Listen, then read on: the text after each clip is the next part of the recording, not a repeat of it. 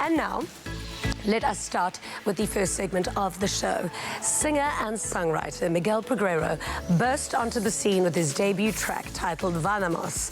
Now, the rising musician, who is actually also Portuguese and Spanish descent, has since gained airplay in radio stations across the nation and in countries like Brazil, Canada, and Spain. He joins us today to chat about his Latin musical influences and his brand new single titled My Baby Says She Loves Me.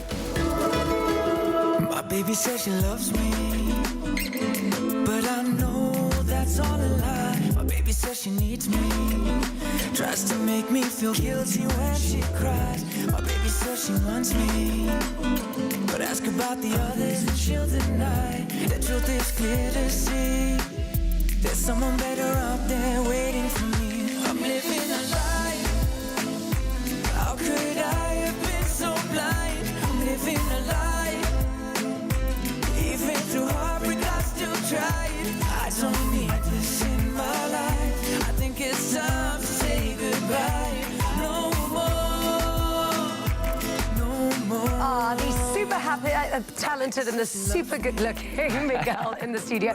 Of course, if you've got any questions for Miguel, head over to our social media platforms using the hashtag Afternoon Express. Welcome to the show. Thank you so much for having me. So good to have you. And how lucky are we that, you know, you're gracing us with such amazing talent, because it almost was that you were going to be a singer. You were going to be a professional soccer player. That was always my dream, is professional soccer player.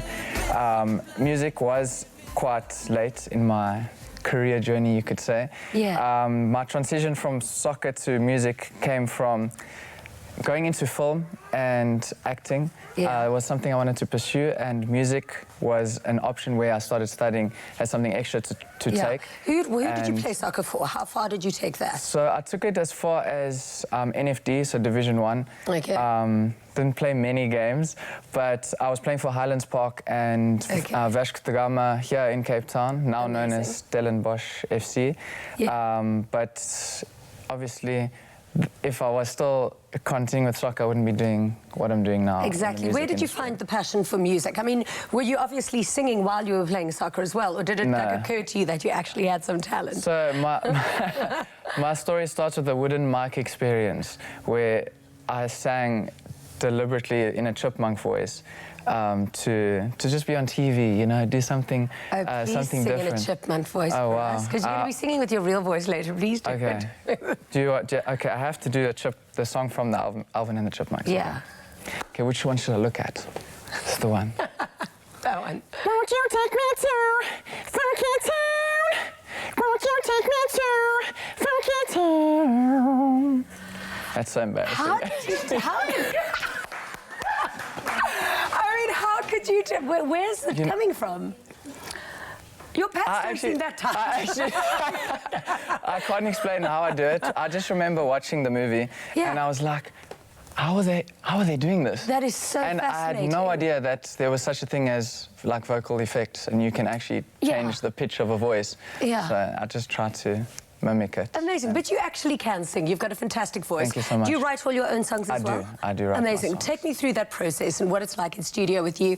I mean, where do you muster up all of that Latino passion? So the writing process for me, well, if I speak on this new song in particular, I started with the title. So I start with a whole bunch of songs and I write the titles, and I look back and I'm like, okay, this could be a cool song. What does this title mean to me? So My Baby Says She Loves Me, I was like, it looks like a love song, but... Yeah, was that not based on a true story? Because your music video was quite intense as well. It is based on an old past experience, but also through my experiences of friends that I've seen going through the same type of experience, you know? Yeah. So the song, if you have to say it, is actually called My Baby Says She Loves Me. You know, it says one thing, but actually means the other.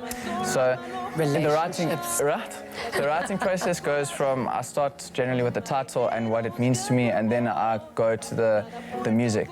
Yeah. For me, the music is always my number one. I want people to feel something from what they hear.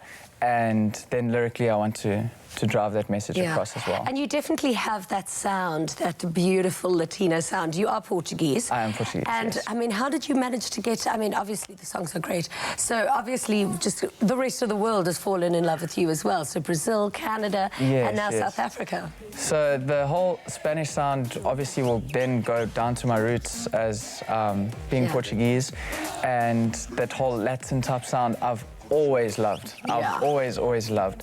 And I feel like it would not, I wouldn't be myself if I wasn't putting that type of sound across. Yeah. And my influences are heavily from Spanish and Portuguese instrumentation. So can you move your hips like the Latinos do as well? I try. It's like the figure of eight we're going to get you to do a little bit later. So we've asked you if you've got any questions for Miguel, and then Dean Miles asks, how do people from different countries handle music since you sing Spanish, and what is that in music culture? Okay, so I think the important thing is to try and make sure, because most of the times performing in South Africa, nobody understands a word that I'm singing about. So to try and get that message across is, beyond just a performance point of view, you need to showcase passion. It's all about the passion. That is the perfect But I mean, how many concerts do you go overseas to watch, and then you don't understand what the singer's singing, and it doesn't matter? It doesn't matter. Yeah, that's how I feel about home music. Home music. And you just have to mix it. But I still like it. That's it. Now, don't forget to join us after the break to find out more about how you could win with fame and fortune all on the Tropica Show, and whilst taking in the cool Caribbean breeze.